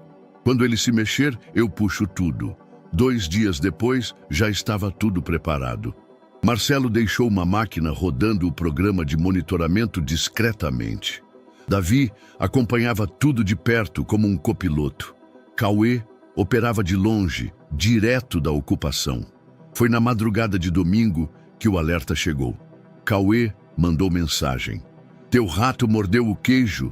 Tá mexendo num dos arquivos mais antigos da empresa, aqueles que ele acha que ninguém mais olha. Tô gravando tudo."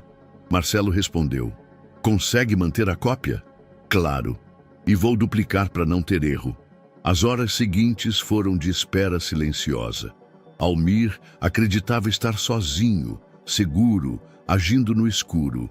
Não fazia ideia de que cada clique, cada movimento, cada passo que dava em seu esconderijo estava sendo gravado e duplicado por alguém que conhecia o mesmo jogo, mas jogava melhor.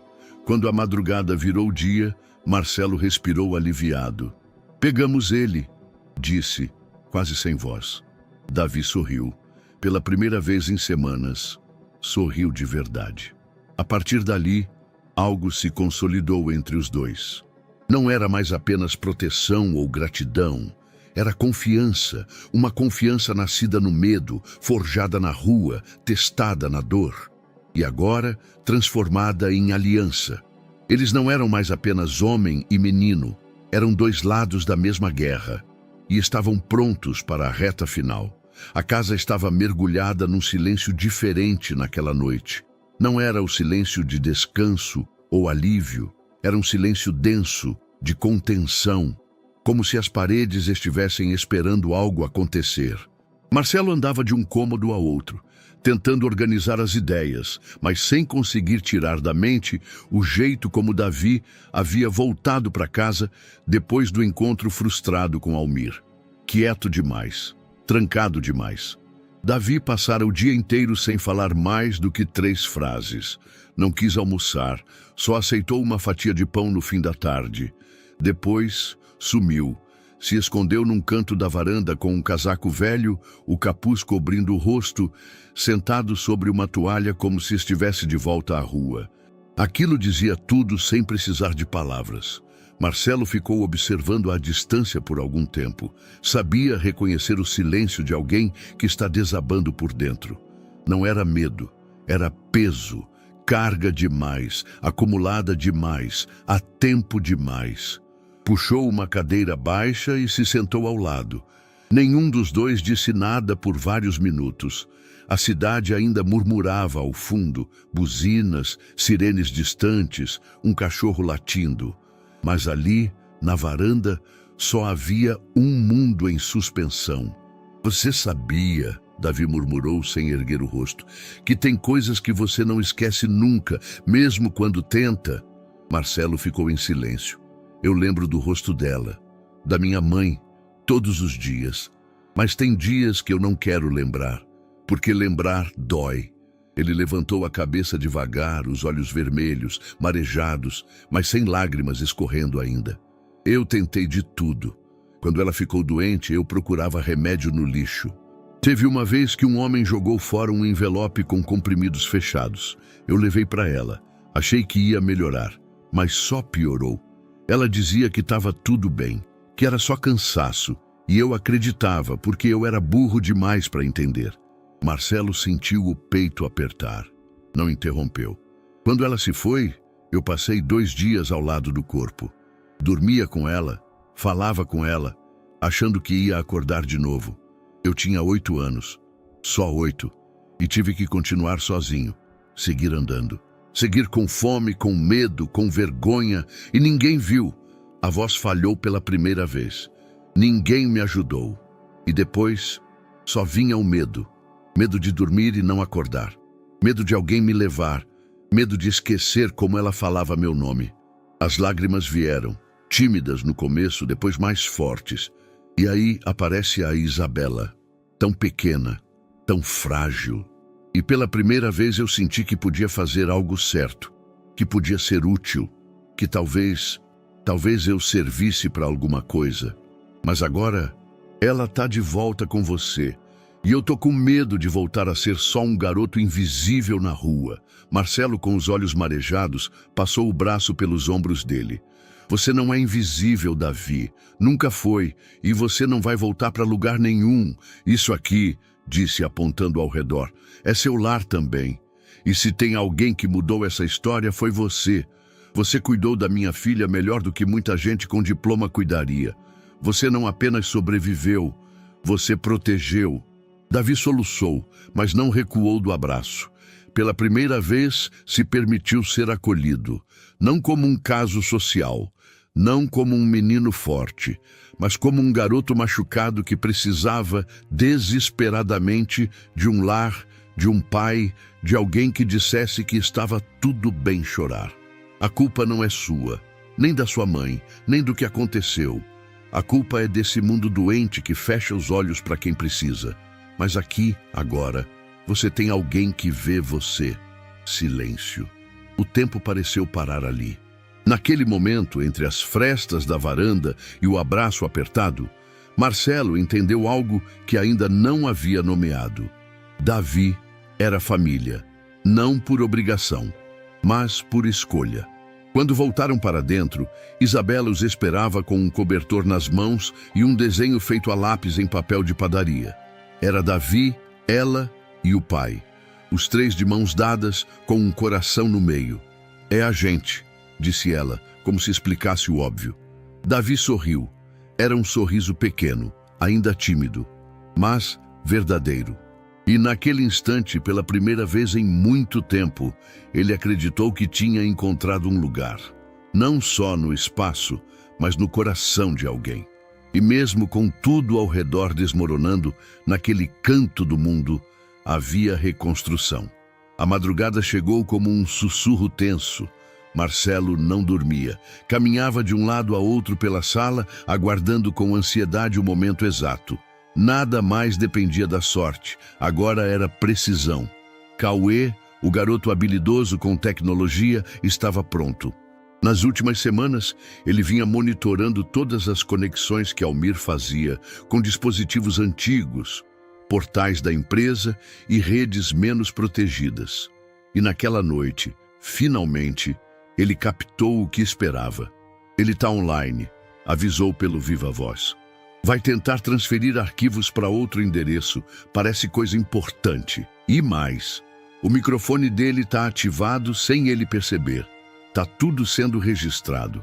Marcelo sentou lentamente, o coração disparado. Ele tá falando com alguém? Tá reclamando, irritado. Quer saber por que o dinheiro não chegou e agora... Peraí. Silêncio.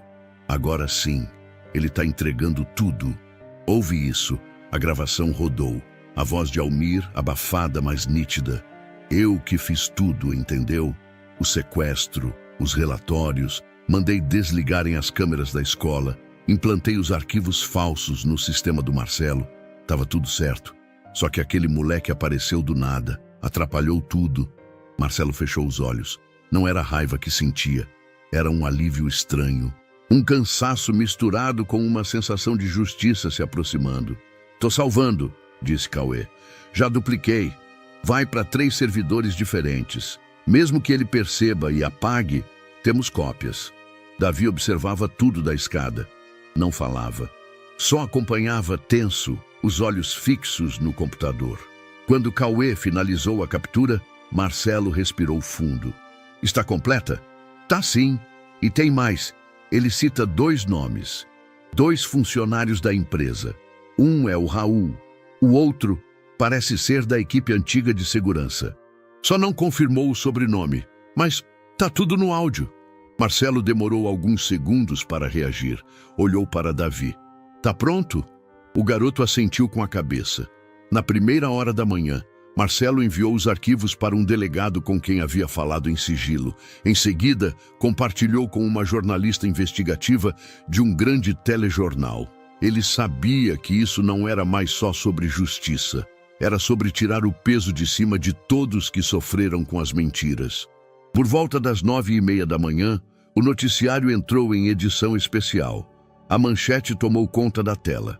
Motorista confessa sequestro e sabotagem contra empresário em gravação exclusiva. Um trecho foi reproduzido ao vivo. Eu dei o sumiço na menina para ter tempo. Mandei o cara apagar tudo. E agora querem que eu arque com tudo sozinho? A explosão foi imediata. O público, que até dias antes tratava Marcelo como culpado, começou a cobrar respostas das autoridades. Os comentários mudaram de tom. As acusações se transformaram em pedidos de desculpas. As pessoas exigiam punição para os verdadeiros culpados.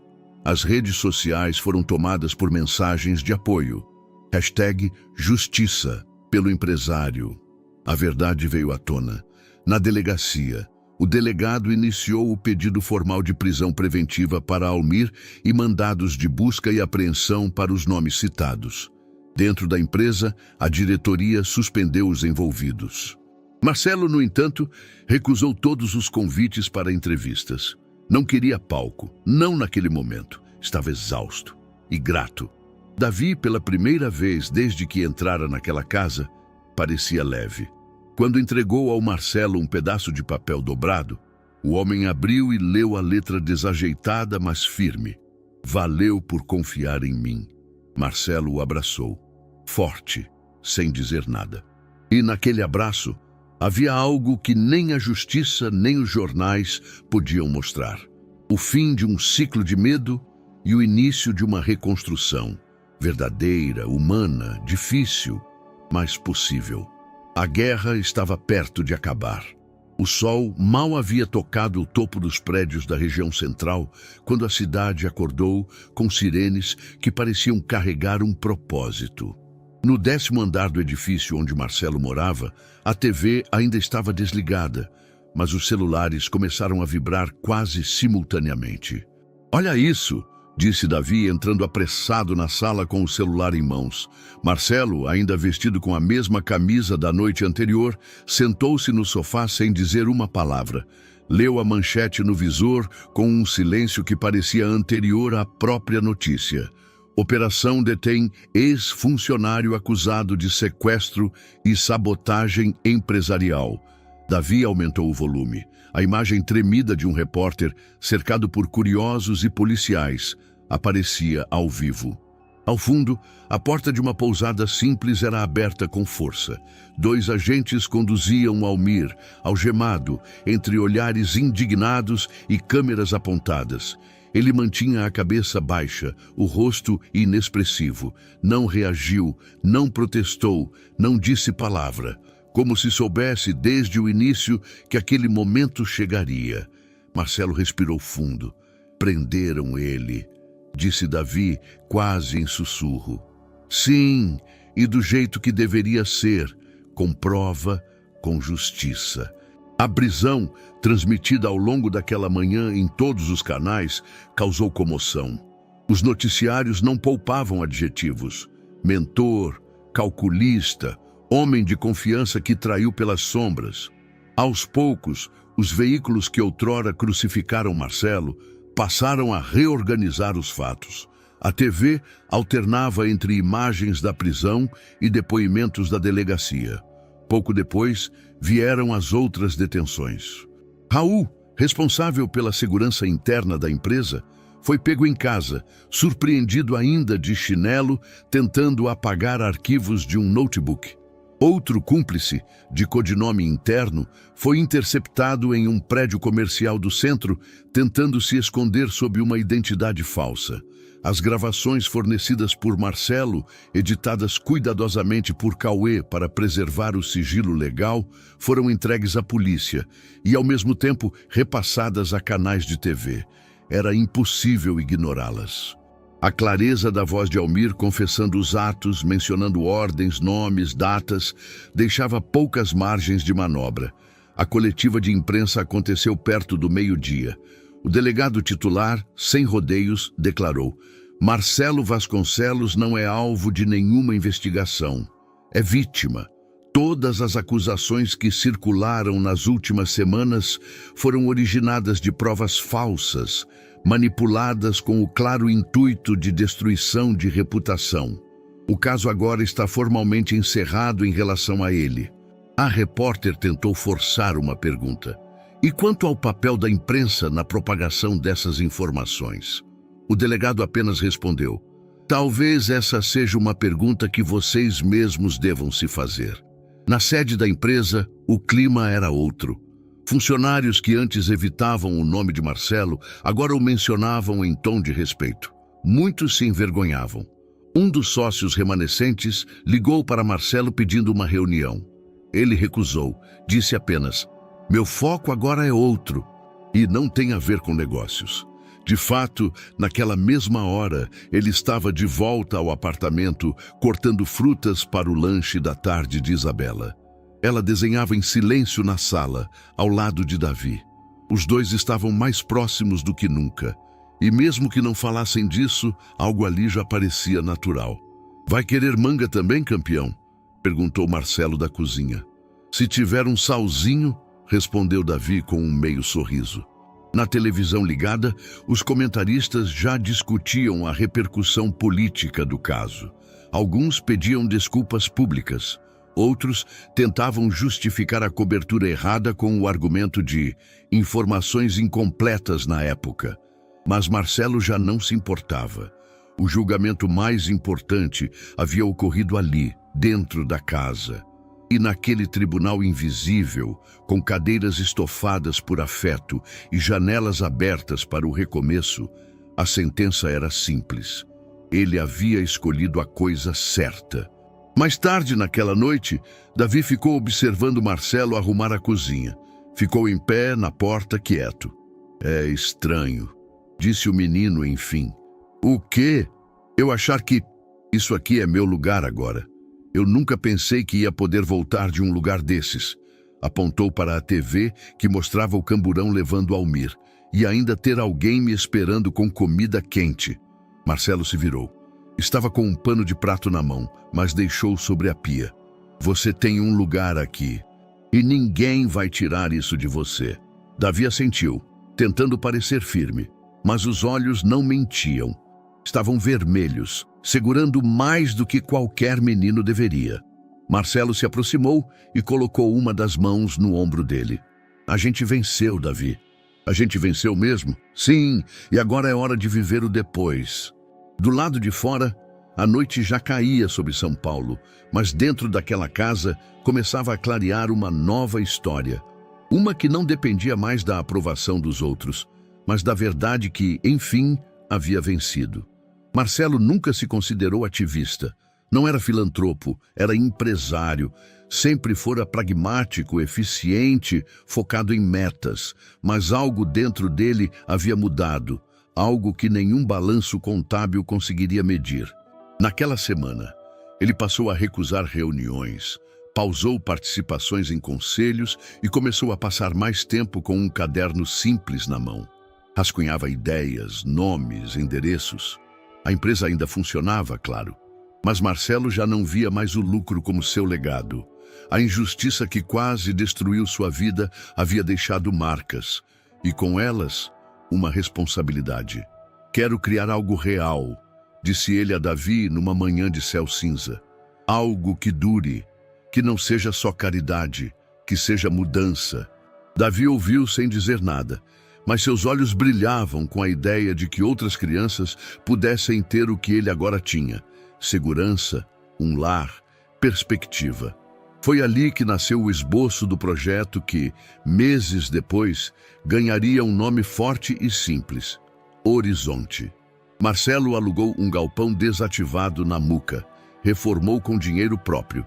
Convidou arquitetos para desenhar espaços seguros, amplos, com dormitórios, oficinas, refeitório e uma pequena biblioteca.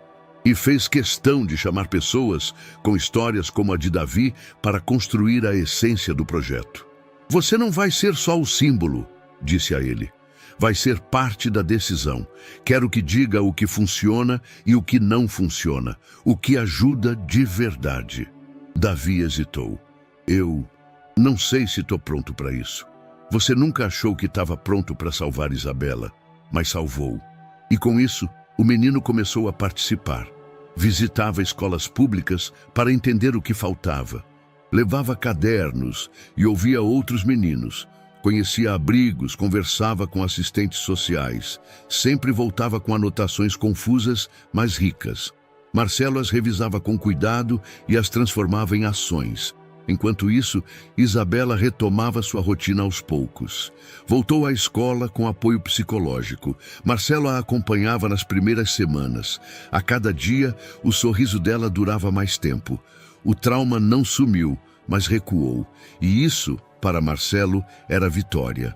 Foi numa dessas tardes que Davi trouxe Cauê para o galpão recém-reformado. Ele sabe coisas que podem ajudar e... ele nunca teve ninguém também. Cauê observava o lugar com desconfiança, mas havia algo nos olhos dele. Uma mistura de ceticismo e esperança. Marcelo apertou sua mão. Você já ajudou a gente quando ninguém mais podia.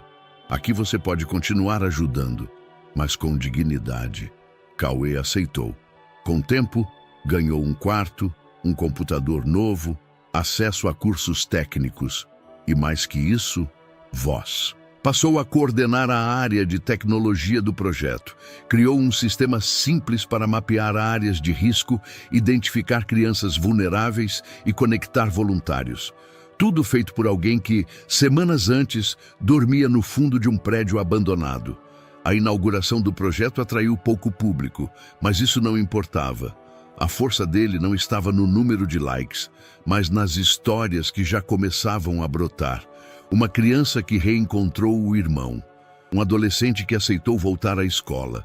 Uma menina que disse com doçura: "Aqui é mais calmo que o abrigo." Na fachada do galpão, um mural colorido exibia a pintura de 3 figuras. Um homem de terno simples, uma menina de cabelo amarrado e um menino de camiseta larga com um colar de borboleta no pescoço. Davi era a assinatura do projeto.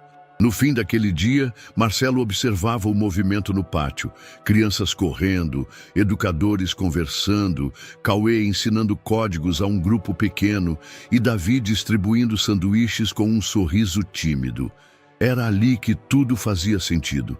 Isabela, sentada ao seu lado, disse: "Aquele colar, eu achei que tinha perdido para sempre, mas na verdade, ele voltou com alguém que a gente precisava." Marcelo assentiu. Às vezes, o que parece perdido só está encontrando o caminho de volta. E naquele caminho, pela primeira vez em muito tempo, ele não se sentia mais sozinho. O cartório não tinha nada de especial. Nenhum tapete vermelho, nenhuma decoração. Era um prédio antigo no centro da cidade, com paredes bege, pastas empilhadas e o cheiro de café velho pairando no ar.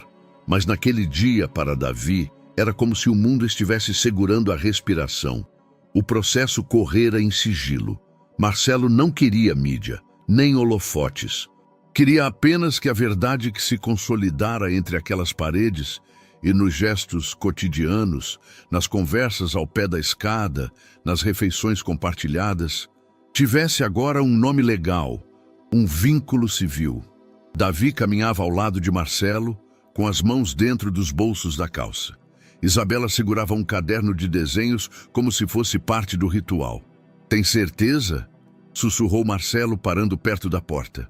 "Tenho", disse Davi, depois de um segundo. "Não precisa responder rápido. Eu tenho. Eu só nunca achei que isso fosse acontecer comigo." Marcelo sorriu. "Também não achei que fosse encontrar um filho depois dos 40. A mesa da oficial de registro era pequena. O processo, rápido. Perguntas formais, checagem de documentos, uma leitura em voz alta que soava fria, exceto pelo fim. O nome do menor passará a ser Davi Vasconcelos. Foi quando Davi respirou fundo, como se algo dentro dele tivesse sido desenlaçado. Assinou com a mão trêmula. Marcelo assinou ao lado. Depois, silêncio.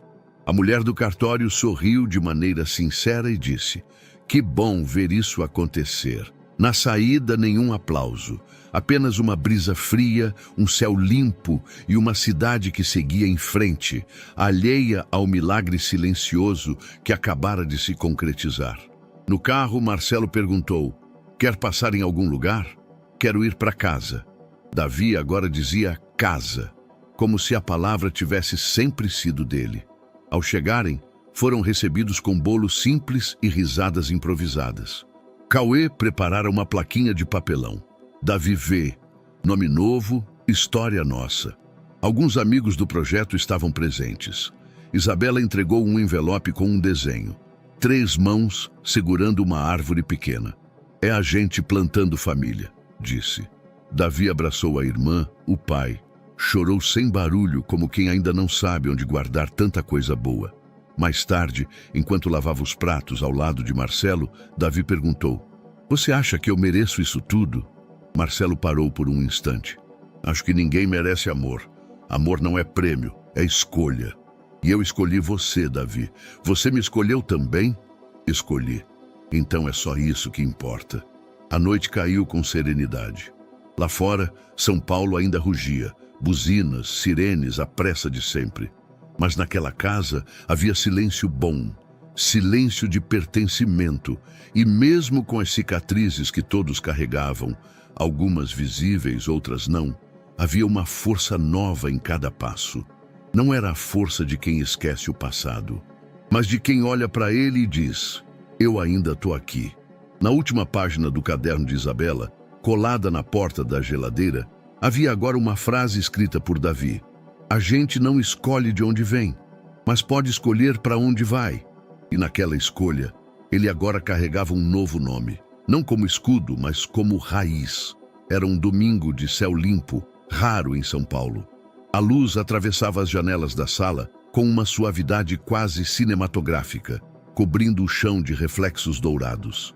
Marcelo preparava café, mexendo devagar, como se não houvesse pressa alguma. Isabela rabiscava um novo desenho sentada no tapete, enquanto Davi folheava uma revista antiga no sofá. Não havia nenhuma notícia urgente, nenhuma reunião pendente, nenhum processo judicial, só um lar inteiro vivendo. Foi Isabela quem quebrou o silêncio. Hoje é o dia do colar. Davi ergueu os olhos confuso. Que colar? Ela levantou-se e correu até o quarto. Voltou com a caixinha de veludo que guardava há meses, como um segredo que ainda precisava de tempo para ser revelado. Marcelo se virou, surpreso. Você guardou? Ele é meu, mas agora acho que é dele também. Abriu a caixinha e revelou o colar de prata com o pingente em forma de borboleta, com a pequena safira ao centro. A peça que, meses antes, havia sido símbolo de um sumiço, de medo, de perda, agora brilhava com outro significado. Isabela aproximou-se de Davi, ajoelhada, e disse: eu estava com ele quando você me achou, e você me achou, ninguém mais. Foi você que me salvou, e salvou o papai também, e a casa, e até você mesmo. Davi engoliu seco. Mas é seu, agora é nosso. Ela colocou o colar em volta do pescoço dele, com cuidado. Ele significa que a gente nunca mais vai se perder. Marcelo sentiu um nó na garganta. Não disse nada. Apenas se sentou ao lado deles, como se tivesse receio de quebrar o momento com qualquer palavra. E não precisava. O que havia ali não cabia em discurso. Davi olhava o pingente com estranhamento, depois com ternura. Era pequeno demais para tanto peso, mas também era leve, como se finalmente o tempo tivesse permitido que ele não carregasse tudo sozinho. Isabela voltou ao seu desenho. Vou desenhar a gente de novo, mas agora com o colar no Davi. Marcelo sorriu. Vai ficar lindo. Vai viralizar, ela disse rindo. A frase os fez rir também, não porque fosse exagero, mas porque de algum modo todos sabiam que havia ali uma verdade que tocava quem via, uma história que não precisava ser perfeita para ser poderosa. Mais tarde, Davi pegou o celular velho que ganhara de Marcelo, colocou a câmera em cima de uma pilha de livros apontada para o sofá. Vem, Isa. Vem, pai. Sentaram os três juntos. Ele ativou o temporizador e correu para o meio. Braços entrelaçados. Sorrisos verdadeiros. Um flash. Uma única foto. Na imagem, o colar aparece sutil, reluzente no peito de Davi. Isabela encosta a cabeça no ombro dele. Marcelo segura os dois pelos ombros, com firmeza e leveza ao mesmo tempo. A foto foi publicada dias depois, com a legenda: família não nasce do sangue, nasce da coragem de ficar. Milhares de curtidas, compartilhamentos, comentários com emojis, palavras emocionadas, promessas de mudança. Mas ali, entre aquelas três pessoas, o que importava mesmo não estava nas reações virtuais. Estava no olhar de Isabela, calmo, no peito de Davi, com o colar que já não pesava mais, e na alma de Marcelo, finalmente, em paz. A história havia começado com medo, terminava com esperança, e no meio dela, entre caos e silêncio, nasceu o que ninguém esperava: amor real. E aí, o que você achou dessa história emocionante? Compartilhe com a gente sua opinião nos comentários. Adoraríamos saber o que você pensa. Não se esqueça de deixar seu curtir no vídeo para nos apoiar e se inscrever no canal. Nos vemos na próxima.